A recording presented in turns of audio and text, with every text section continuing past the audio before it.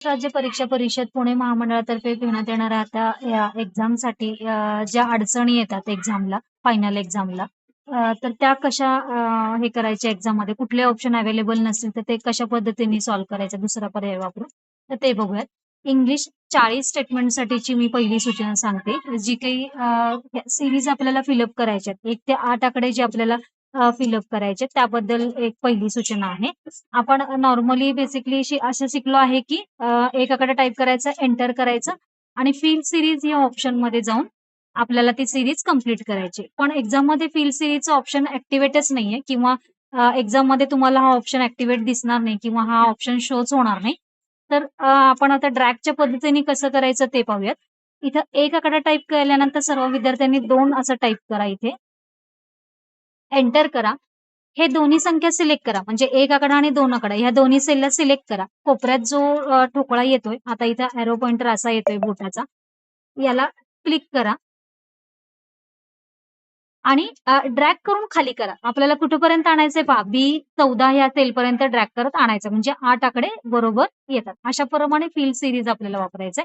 मराठी 40च्या स्टेटमेंटमध्ये जर इथे आकडे जर मराठी असतील, 1-2 आकडे असे जर मराठीत असतील, तर QWERTY जो कीबोर्ड आहे त्याच्यावरती जे आकडे आहेत त्याच्यानी मॅन्युअली टाइप करायचे. 1, 2, 3 असे आकडे मॅन्युअली एंटर टाइप करत करायचे. पण जर इंग्रजी आकडे जर आले मराठी स्टेटमेंटला सुद्धा, तर असं ड्रॅग करून तुम्ही करू शकता. 1 आणि 2 आकडे टाइप करायचे, दोन्हीला असं सिलेक्ट करायचं आणि B14 पर्यंत ड्रॅग करत खाली आणायचं, म्हणजे 8 पर्यंत आपण बरोबर येतो. आणि एक्झाम मध्ये असं स्टेटमेंट येतं आहे की डॉट नंतर 00 येणं किंवा डॉट नंतर असे पॉइंट 12, 16 असं येणं.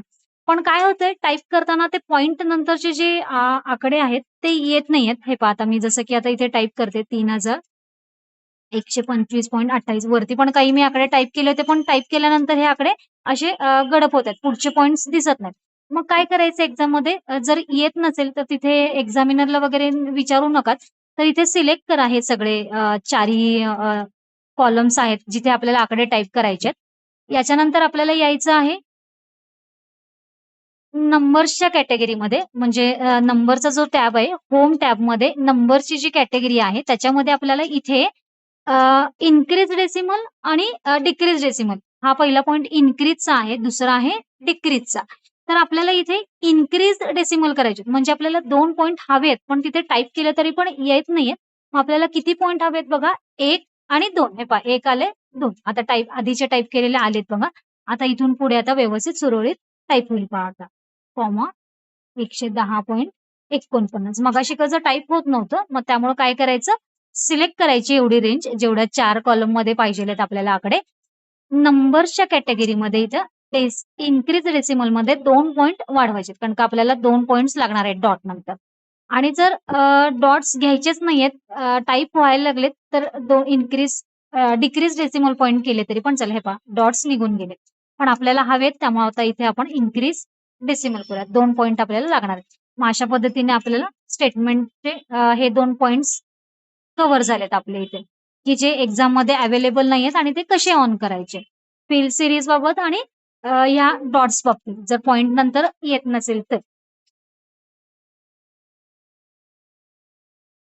आता लेटरच्या बाबतीतल्या काही सूचना, 40 याच बाबतीत इंग्रजी याच्यात मगाशी स्टेटमेंटचे आपण बघितलं काय काय हे करेक्शन होतं ते. आता लेटरच्या बाबतीत बघूयात.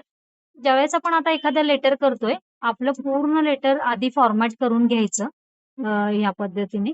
आणि आपण ज्यावेळेस मेलिंगचा टॅब वापरतो, मेलिंगने आपण काय करून घेतलं, आपण इथे हे फील्ड्स ऍड करून घेतल्या, एंट्री करून घेतली, ते फील्ड्स इन्सर्ट केले. मी आता इन्सर्ट फील्ड्स केल्या. आपण आता काय करायचंय, प्रिव्ह्यू बघून घ्यायचंय. मी आता इथे नेक्स्ट ला करते.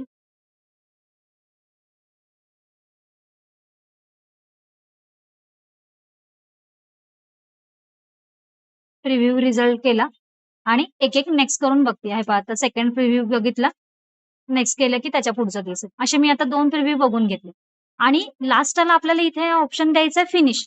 पण थोडंसं थांबा फिनिश करण्याच्या आधी. कुठल्या कुठल्या काही स्टेप्स करायच्या राहिल्यात का ते बघून घ्या. इथं ज्या नोटीस वरच्या सांगितल्याप्रमाणे पॅरेग्राफला इंडेंट स्टाईल दिली का बघून घ्या. ऍड्रेस ऑफ द ऍड्रेसने ब्लॉक स्टाईल केलंय का बघा. त्याच्यानंतर कॉम्प्लिमेंटरी क्लोज राईट हँड साईडला केलंय का पहा. किंवा काही स्पेलिंग मिस्टेक झाल्यात का पहा. तर माझ्याकडनं थोडंसं आता जस्टिफाय करायचं राहिलंय पॅराग्राफला मी पॅराग्राफ पूर्ण सिलेक्ट करून जस्टिफाय करून घेते. ही एक माझी हे करून घ्यायचं राहिलं होतं. जस्टिफाय करून घेतलं. आणखीन काही करेक्शन असेल, काही स्पेलिंग मिस्टेक असेल तर ते करून घ्या फिनिश करायच्या आधी. कारण का फिनिश केल्यानंतर काय होतं, ज्यावेळेस लेटर सेपरेट होईल त्यावेळेस मग ह्याच चुका त्या दुसऱ्या लेटरला पण जातात. मग आपण ज्यावेळेस ऍक्च्युअली पण काम करत असतो त्यावेळेस पण याचा फायदा होतो, की मग आता इथे 2 लेटर आहेत पण बाहेर जर आपण 100-200 असे जर लेटर केले तर मग प्रत्येक लेटरला आपल्याला ते सेपरेट फॉर्मॅटिंग करत बसावं लागतं. त्यामुळं मेलिंग फिनिश करायच्या आधी फॉर्मॅटिंग चेक करा, स्पेलिंग मिस्टेक चेक करा आणि मग नंतर इथे आपल्याला फिनिश वापरायचंय. पण इथं एक्झाममध्ये काय हे पहा, मी आता फिनिश करते. माझं सगळं फॉर्मॅटिंग वगैरे करेक्ट होतं. मेलिंगचा हा हे होतं, की आपण एकच लेटर 2 याच्यामध्ये कन्व्हर्ट होतो. हे पहा, 1 लेटर 2 आहेत. पण इथे तो प्रिव्ह्यू दिसत नाहीये 2 लेटरचा. एक्झाममध्ये फक्त असं होतंय. पण हे बॅकएंडला मात्र झालेलं असेल. फिनिश केल्यानंतर 1 लेटर 2 याच्यावर फक्त दिसत नाहीये ते एक्झाममध्ये. त्यामुळे विद्यार्थ्यांनी घाबरायचं काही कारण नाहीये. फिनिश केल्यानंतर तो ऑटोमॅटिक 2 लेटर सेपरेट करेल. पण फिनिशचं बटन यूज करायला पाहिजे. फिनिशमध्ये मेल मर्ज हा यूज करायला पाहिजे.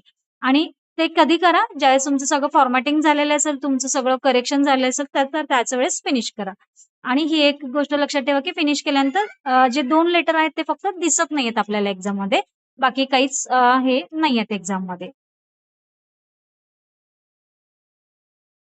ईमेलमध्ये सुद्धा बऱ्याच विद्यार्थ्यांना थोडेसे डाउट्स असतात आणि मार्क कमी होतात. जेव्हा मॉक टेस्ट घेतली किंवा फायनल एक्झाम द्यायच्या आधी एक एक टेस्ट घेतो, तर त्यावेळेस समजतं कुठे मार्क कमी होतं. तर काही-काही स्टुडंट मेसेज ज्यावेळेस टाइप होतो, तिथे काय करतात, हे अशा पद्धतीने आपण मॅटर टाइप करतो. इथे मंथ झाल्यानंतर आपल्याला शक्यतो फुल स्टॉप देतो आणि रेग्युलरली आपल्याला स्पेस द्यायची सवय असते. तर इथे चुकून असा स्पेस जातो आणि मग विद्यार्थी काय करायला जातो, अटॅचमेंटमध्ये जे काही दिलेले आहे ते जोडायला जातो. मग ती चूक एक हे केली जाते एक्झाममध्ये. आणि असं जर झालं हे दिसत नाही अटॅचमेंट, तर खाली स्क्रोल केलं तर तुम्हाला हे सगळे अटॅचमेंट दिसून येतील. तर ही चूक करू नका. मेसेज लिहिल्यानंतर इथे स्पेस देऊ नका. डायरेक्ट फुल स्टॉप झाला, डॉट लिहिलं, की लगेच अटॅचमेंटमध्ये या जे काही हे करायचं असेल तर आपण तिथे हे करून घ्या. इथे सब्जेक्टमध्ये सुद्धा तसंच. ज्यावेळेस तुम्ही सब्जेक्ट टाइप करणं, ॲक्चुअली आधी टाइप करायला पाहिजे होता. मी आता नंतर टाइप करायला लागले इथे सांगण्यासाठी.